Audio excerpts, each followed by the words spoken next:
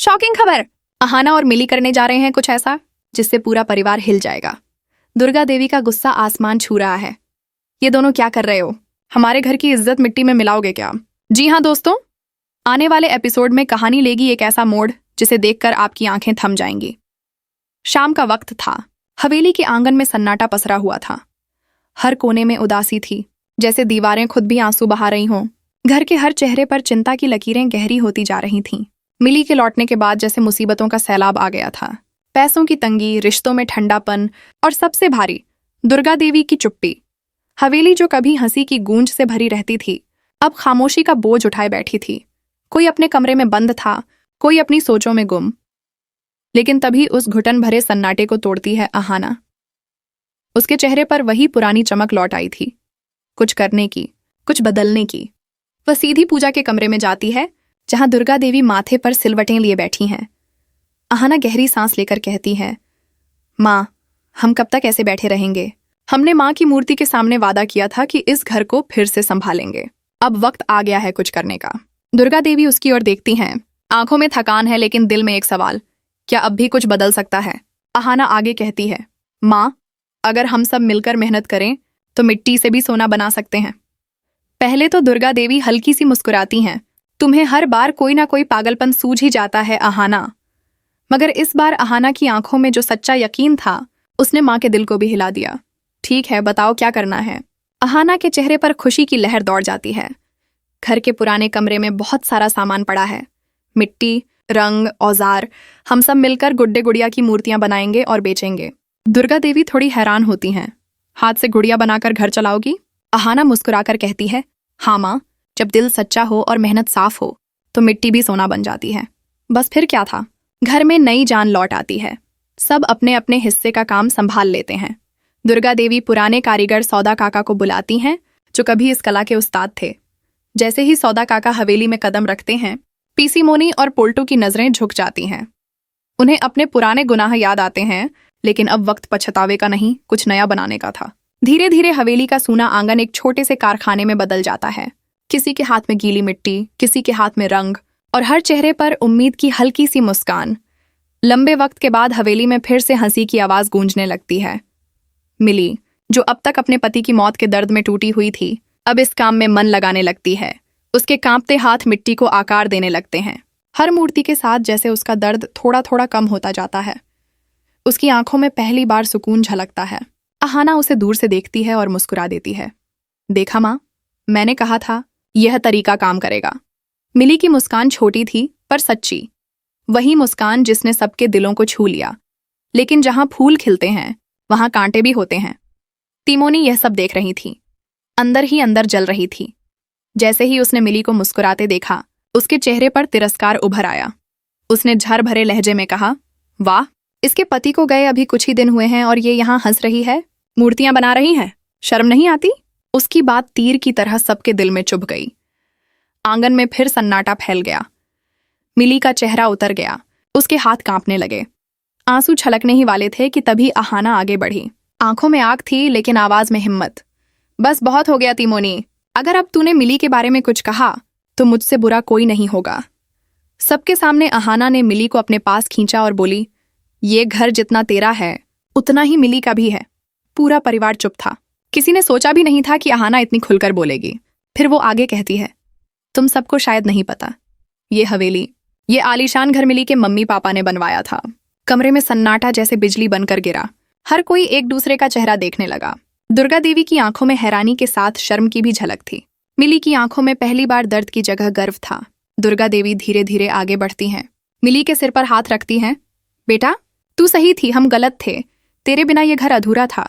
वो पहली बार खुलकर मुस्कुराती हैं। मिली के आंसू रुकते नहीं। अहाना उसे गले लगा लेती है। हवेली की दीवारें जो कुछ दिन पहले चिंता से भरी थीं, अब खुशी से गूंजने लगीं। मिट्टी की खुशबू, रंगों की चमक और रिश्तों की मिठास मिलकर हवेली को फिर से जिंदा कर देती है। यह सिर्फ कहानी नहीं थी, यह उम्मीद का दूसरा नाम बन गई थी, जहां टूटे रिश्ते फिर से जुड़ने लगे और जहां हर हाथ ने मिलकर एक नया घर बना दिया। Shocking mode! सब कुछ ठीक होते होते अब हवेली में फिर एक तूफान आने वाला है। जहां एक तरफ अहाना और मिली की मेहनत से घर में खुशियां लौट आई थीं, वहीं दूसरी तरफ छिपा हुआ लालच और ईर्ष्या अब अपना असली चेहरा दिखाने लगा था। मिट्टी की खुशबू और रंगों की चमक के बीच अब रिश्तों में फिर से दरार पड़ने लगी थी। सबको लग रहा था कि सब कुछ सामान्य हो गया है, मगर असली कहानी तो अब शुरू हुई थी। हवेली का हर कोना फिर से चहल पहल से भर गया था। सुबह से रात तक गुड्डे गुड़िया बनाने का काम चलता था। मिली और अहाना अपने हाथों से मिट्टी को ऐसा आकार देती कि देखने वाले दंग रह जाते। धीरे धीरे उनके बनाए गुड्डे बाजार में मशहूर होने लगे। लोग कहते, इन मूर्तियों में जैसे जान बसती है। हर हफ्ते ऑर्डर बढ़ने लगे, पैसे आने लगे और हवेली में पुराने दिनों की रौनक लौट आई।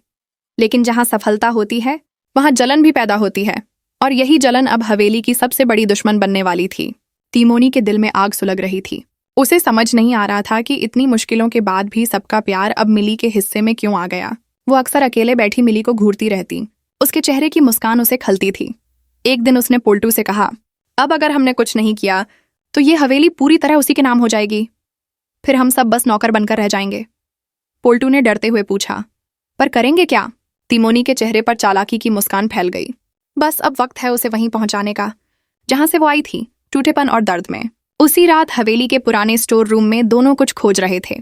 वहां पुराने कागजों और बक्सों में उन्होंने एक फाइल ढूंढ निकाली। उस फाइल में थी हवेली की असली जमीन के कागजात। उनमें कुछ ऐसे राज छिपे थे जो अब तक किसी ने नहीं देखे थे। तिमोनी ने फाइल पर उंगली फिराई और बोली, बस अब खेल शुरू होता है। अगले दिन सुबह हवेली में सब कुछ सामान्य लग रहा था। अहाना और मिली दोनों मिट्टी के नए मॉडल तैयार कर रही थीं। तभी दुर्गा देवी अंदर आईं। उनके चेहरे पर गर्व था। उन्होंने कहा, तुम दोनों ने इस घर को फिर से जिंदा कर दिया है। मुझे तुम दोनों पर गर्व है। लेकिन जैसे ही वे वहां से निकलीं, तिमोनी ने पोल्टू को इशारा किया। दोनों चुपचाप एक फोटोकॉपी बनाकर असली फाइल गायब कर दी। अब उनके पास वो दस्तावेज थे जो पूरे घर की नींव हिला सकते थे। शाम को हवेली के आंगन में सब इकट्ठे थे। सौदा काका ने बताया कि एक बड़ी कंपनी उनके काम को देखना चाहती है और हो सकता है बड़ा कॉन्ट्रैक्ट मिले। अहाना और मिली खुशी से झूम उठीं, पर उसी वक्त तिमोनी उठ खड़ी हुई। कॉन्ट्रैक्ट से पहले कुछ सच सबको जानना चाहिए। सबकी निगाहें उसकी तरफ मुड़ीं। उसने धीरे से फाइल निकाली और बोली, ये हवेली किसी के बाप की नहीं है, ये हमारी है। सब चौंक गए। दुर्गा देवी ने गुस्से में कहा, क्या बकवास कर रही हो? तिमोनी बोली, ये देखिए, ये असली जमीन के कागज हैं। इस पर मिली के माता पिता का नहीं, मेरे पति का नाम है। पूरा माहौल एक पल में बदल गया। हवेली में सन्नाटा छा गया। मिली का चेहरा सफेद पड़ गया। अहाना ने कहा, तू झूठ बोल रही है। तिमोनी ने फाइल फेंकते हुए कहा, देख लो खुद, अब बोलो कौन है असली मालिक। दुर्गा देवी ने कांपते हुए कागज उठाए। उनका चेहरा पढ़ा नहीं जा सकता था। हैरानी, शक और दर्द सब एक साथ थे। उन्होंने मिली की ओर देखा। बेटा, क्या सच में ये सब? मिली की आंखों में आंसू भर आए। माँ, मुझे नहीं पता ये सब क्या है। मेरे मम्मी पापा ने तो कहा था कि ये हवेली हमारी थी। तिमोनी ने तंज कसते हुए कहा, शायद झूठ कहाँ होगा। आखिर झूठी मुस्कान से सच्चाई कब तक छिपेगी? ये शब्द मिली के दिल में खंजर की तरह उतरे। वो कुछ बोले बिना वहां से चली गई। अहाना उसका पीछा करना चाहती थी, मगर दुर्गा देवी ने रोक दिया।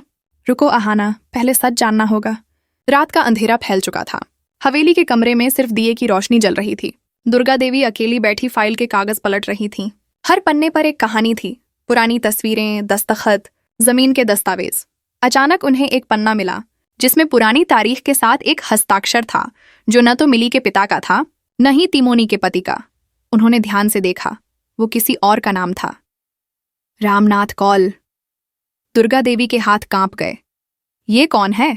उन्होंने खुद से कहा। उन्होंने याद करने की कोशिश की। ये नाम कभी सुना तो था, लेकिन कब? तभी दरवाजा खुला। अहाना अंदर आई। माँ, मिली चली गई है। दुर्गा देवी उठी। कहाँ? कह रही थी, अब यहां उसका कोई नहीं, शायद स्टेशन गई है।